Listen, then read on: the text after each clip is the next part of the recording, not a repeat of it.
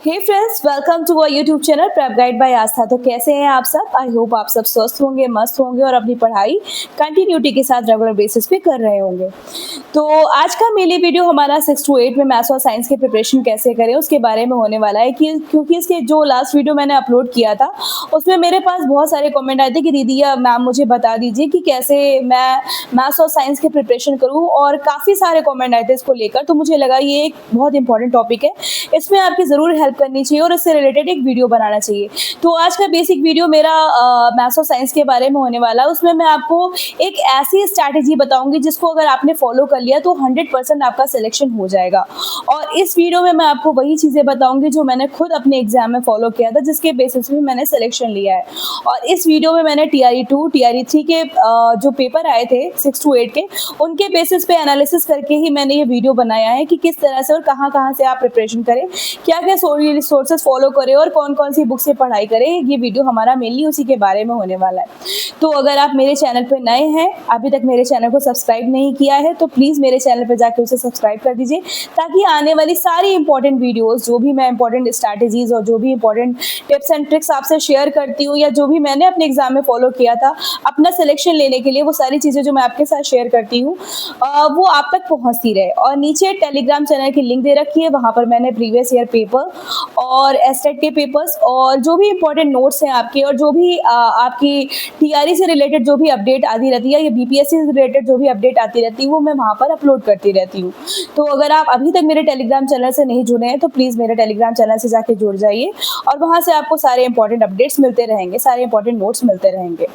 तो आइए हम बात करते हैं कि हमें 6 टू 8 का लेकर कैसे प्रिपरेशन करनी है। जैसे कि बेसिकली 6 टू 8 में आप स्क्रीन पर देख सकते हैं कि इस तरह से आपका पेपर आता है। आपका 40 मार्क्स GS का और 40 मार्क्स मैथ्स और 40 मार्क्स साइंस आता है। आपकी बात करूँ GS की, तो GS पोर्शन में आपका मेनली 3 जो मेन सब्जेक्ट है वो है आपका हिस्ट्री, ज्योग्राफी और करंट अफेयर। और मैं बात करूँ बाकी के जो 2 सब्जेक्ट है वो है आपका मैथ्स और साइंस, वो भी आपके 8-8 मार्क्स की आती है। ये पांचों ही सब्जेक्ट आपके 8-8 के मार्क्स के आते हैं आपके GS के पोर्शन में। तो जैसे मैं बात करूँ तो मैथ्स और साइंस एक ऐसा सब्जेक्ट है जो आप ऑलरेडी प्रिपेयर कर रहे हो as a your main subject. आप अपने मेन सब्जेक्ट के रूप में आप GS ऑलरेडी, आप मैथ्स और साइंस ऑलरेडी प्रिपेयर कर रहे हो, तो उसको आप वहाँ से हटा दीजिए। अब आपके पास बचता है GS में मेनली 3 सब्जेक्ट। तो ये जो 3 सब्जेक्ट है आपके हिस्ट्री, ज्योग्राफी और करंट अफेयर, ये आपको कैसे प्रिपेयर करनी है।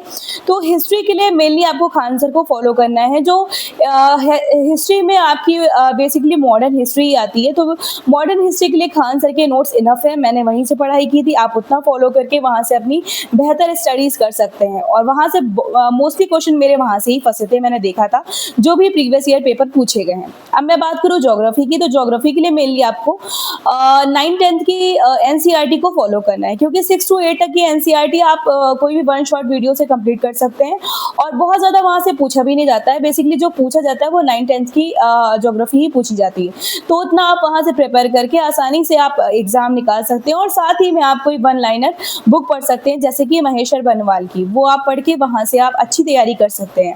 अब बात आती है हमारे नेक्स्ट सब्जेक्ट की, जो है हमारा करंट अफेयर।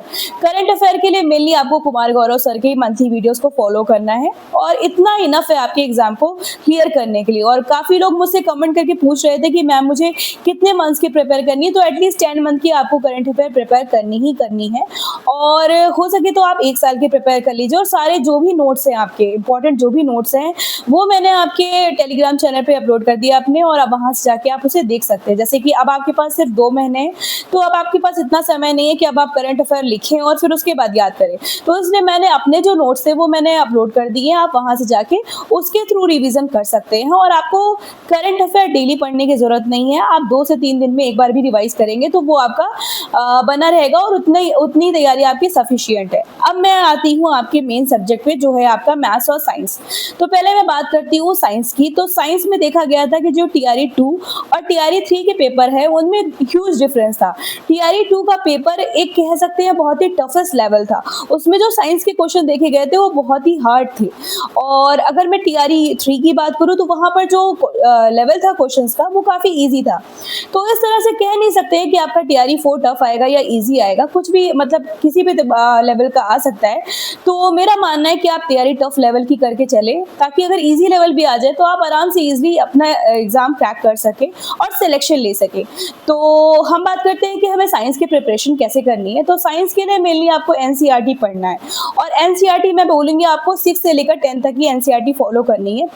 अब बात आती है कि आप ये सोच रहे होंगे कि अब मेरे पास इतना कम समय बचा है तो मैं 6 से लेकर 10 तक की एनसीईआरटी कैसे कंप्लीट करूँ?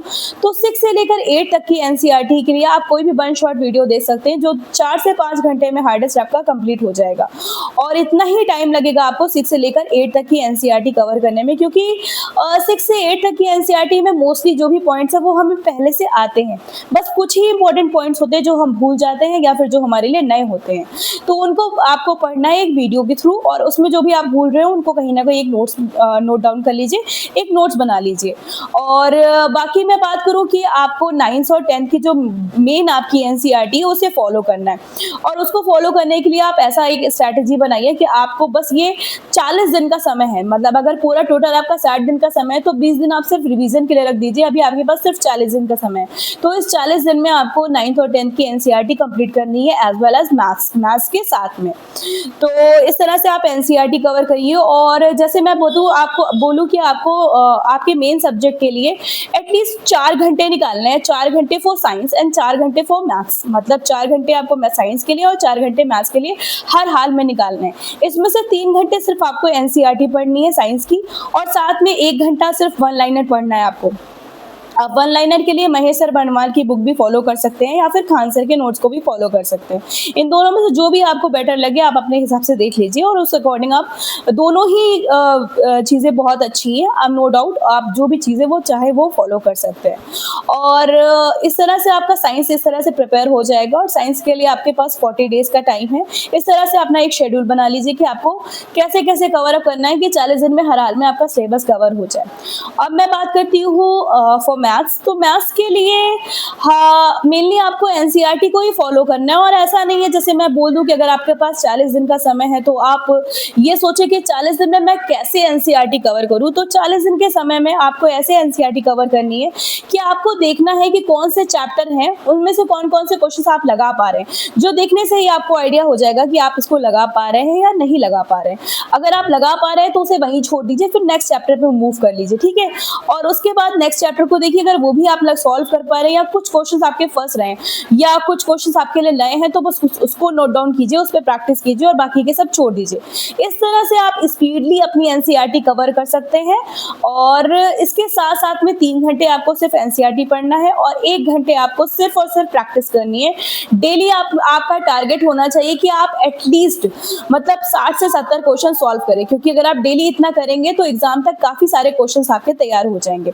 और आपको क्या करना है, आपको इसके साथ में मॉक टेस्ट जरूर देना है। Mock test is must for your exam. मतलब मॉक टेस्ट आपको देना ही देना है, क्योंकि मॉक टेस्ट से हमें ये आइडिया होता है कि हम कितना कर पा रहे हैं, अभी अपने एग्जाम को क्लियर करने में कितना पीछे हैं या कितने मार्क्स हमारे आ रहे हैं। तो डे बाय डे हम अगर स्कोर बेहतर करते चले जाते हैं तो भी हमारे लिए काफी अच्छा रहता है। तो इस तरह से मैं कह रही हूँ कि आप मॉक टेस्ट को जरूर दीजिए। अब मैं बात करती हूँ कि कितना मतलब क्या क्या स्ट्रैटेजीज फॉलो करने हैं हमें इन सारी चीज़ों को कवर करने के लिए। तो इन सारी चीज़ों को कवर करने के लिए मेनली आपको यही करना है कि मॉर्निंग में आपको अपना एक ऐसा शेड्यूल बनाना है कि जो जीएस का पोर्शन है वो आप मॉर्निंग में ही कवर कर लें, क्योंकि जीएस का जो पोर्शन है उसमें आपका बेसिकली 3 ही सब्जेक्ट है। तो आपको हिस्ट्री और ज्योग्राफी जो है वो रोज पढ़नी है और उसके अलावा जो करंट अफेयर है वो 2 से 3 दिन में एक बार रिवाइज करनी है। इसी तरह से बात करें 8 घंटे सिर्फ आपको अपने मेन सब्जेक्ट को देना है, 4 घंटे साइंस के लिए, 4 घंटे मैथ्स के लिए और 4 घंटे में से 3 घंटा सिर्फ एनसीईआरटी पढ़ना है और बाकी के 1 घंटे आप वन लाइनर या फिर मैथ्स से तो आप प्रैक्टिस कर सकते हैं। तो इस तरह से आप अपने मैथ्स और साइंस को कवर कर सकते हैं और एक बेहतर मार्क्स स्कोर कर सकते हैं। और साथ ही में रिवीजन करते रहिए, जो भी आपने प्रीवियस पढ़ा है आप 10 से 15 मिनट देके बस उसे रिवीजन कीजिए, ताकि आपका ये रहे कि आपके ऊपर बर्डन ना हो कि मेरे पास अभी इतना सारा सिलेबस है, मैं इसे रिवाइज कैसे करूं। क्योंकि एग्जाम टाइम में हमारे पास क्या होता है, बहुत ज्यादा प्रेशर होता है और उस प्रेशर में हमें ये लगता है कि अभी तो हमने कुछ पढ़ाई नहीं की है। तो नहीं, ऐसा नहीं करना है, आपको डेली रिवीजन करते चलना है। पढ़ाई के साथ साथ में रिवीजन भी बहुत इंपॉर्टेंट है आपके एग्जाम के पॉइंट ऑफ व्यू से, तो ये भी आपको साथ साथ में करते चलना है। तो आपका टारगेट होना चाहिए कि आपका जो मेन सब्जेक्ट है, उसमें एटलीस्ट आप 65 प्लस स्कोर करें और जो आपका जीएस पोर्शन है, उसमें आप एटलीस्ट 30 प्लस स्कोर करें। तो इतना टारगेट होगा तो आप इज़िली एग्ज़ाम क्रैक कर लेंगे और हाँ, मैंने आपको बताया नहीं, अगर आप कोई बैच परचेज़ करना चाहते हैं, तो मैथ्स के लिए आप अमरजीत सर का बैच परचेज़ कर सकते हैं। ये आपकी ऐसी तैयारी कराएँगे कि मतलब बिल्कुल आपके एग्ज़ाम के सटीक बैठेगा। इतनी बेहतर तैयारी ये करवाते हैं और मैंने खुद अपने एग्ज़ाम को क्लियर करने में इनकी हेल्प ली और मैंने इनको ही फ़ॉलो किया था सर को और इनके थ्रू ही मैंने पढ़ाई की थी। तो अगर आप कोई बैच परचेज़ करना चाहते हैं तो बिना किसी डाउट के आप इनका बैच परचेज़ कर सकते हैं। आपका कोर्स ईज़िली कवर अप हो जाएगा और बहुत बेहतर स्टडीज़ कर पाएँगे आप। तो आई होप आपको मेरा वीडियो अच्छा लगा होगा, तो आप ऐसे ही कंटिन्यूटी के साथ अपनी पढ़ाई करते रहिए रेगुलर बेसिस पे बिना किसी हेजिटेशन के या बिना किसी डर के और बिना डरे जब हम पढ़ाई करते हैं ना तो हमारी पढ़ाई बहुत बेहतर होती है। इसलिए बहुत सारे बच्चे जो कमेंट कर रहे थे कि डर लग रहा है, डर लग रहा है, तो डरने का कोई फ़ायदा नहीं है। अब सिर्फ 2 महीना बचा है, आप अपनी पढ़ाई को पूरा समय दे दीजिए और खूब मन लगा के पढ़ाई करिए ताकि आने वाली जो वैकेंसीज़ है उसमें एक सीट सिर्फ आपकी हो। तो आई होप आपको मेरा वीडियो अच्छा लगा होगा। अगर आप मेरे चैनल पे नए हैं तो मेरे चैनल पे जाके उसको सब्सक्राइब कर दीजिए, लाइक कर दीजिए एंड शेयर कर दीजिए। Thank you everyone.